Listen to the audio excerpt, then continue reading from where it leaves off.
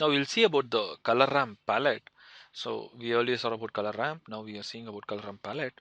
So now it will return it returns a vector of integers. Like if you see the color ramp palette of CF red comma yellow. So when you return pal of 2, it returns numerous values. These values will be interpolated to the heat maps or graphs. So moving on, wanted to discuss about a package called R Color Brewer. So one package on CRAN which contains interesting or useful color palettes is this R Color Brewer. So here it is different from the GR devices package.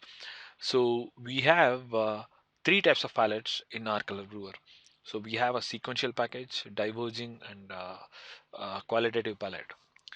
So a palette information can be used in conjunction with color ramp and color ramp palette. So the same way, I'll discuss more on this coming slide. So these are the palettes that is available. So as you can see, this is purple, red, purples, red, purple, reds. You can see this graph in detail.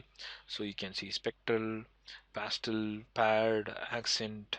So everything, there kind of a lot of color palettes available. This will help you in creating better colorful plots. So our color brewer and color ramp palette, how do they work together? So when you import the library R color brewer, so like this is the function used to import R color brewer package, and I'm creating colors brewer dot pal of 3 comma bugn. So I'll just even I'm not sure about the colors. I think it means blue and green. So so when you have pal of color and palette of calls, so image of volcano comma a call of pal 20. So you will see the same graph using blue and green. So shaded accordingly. So this color brewer dot blue green, this is the exact colors. So when the data is mapped to the color ramp palette function, so in that volcano image you can see that the data being used colorfully. So this is not the best visualization, and you can come up with better things when you are able to use the R color brewer package carefully. So there is a function called the smooth scatter function. So this function will give you the, again as always, the concentrated data versus the not so concentrated scattered data.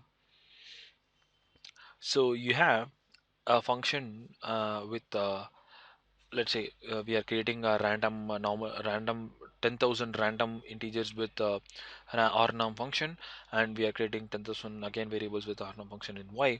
So when I create the smooth scatter of x comma y, so you'll have a range between -4 to 4 for y, and range of -0 to 4 in this. So when I create this, you'll get where the random integers were generated most was this area, and where the random integers were scattered, like less sparsely populated, are around this area.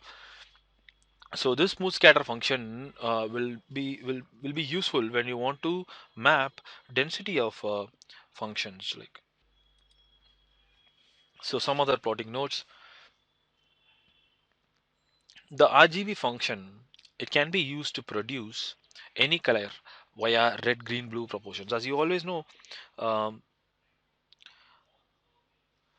the RGB function, RGB forms the basis of any color that can be formed in and around the world. Any color in the world can be formed using the RGB uh, proportions.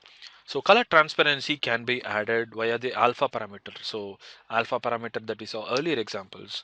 So the alpha parameter describes the transparency of a image. The color space package can be used for a different control over colors.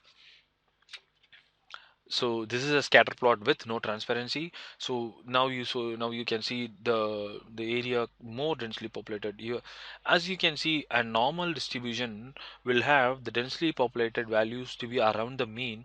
So as you can see, for the mean here it is 0. So that's the reason you're finding a lot of variables. As you can see, if you plot it using a different graph or a line graph, you'll get a perfectly shaped bell curve along the data. So the transparency is null here, as you can see in the data. So which means the darker spots. This area indicates the densely populated region, and this is the sparsely populated region.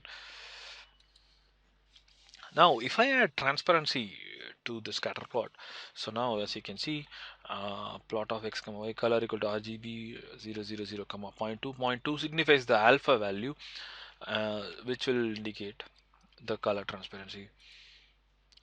Now, coming on to the summary of this one, so careful use of colors in plots, maps, etc. They can make it easier for the reader to get what you're trying to say. So, like I said, in the industry, the analysis of data is very important. But when you're not able to explain the data properly, the analysis, the insights properly to a customer, so it will make things difficult on the client.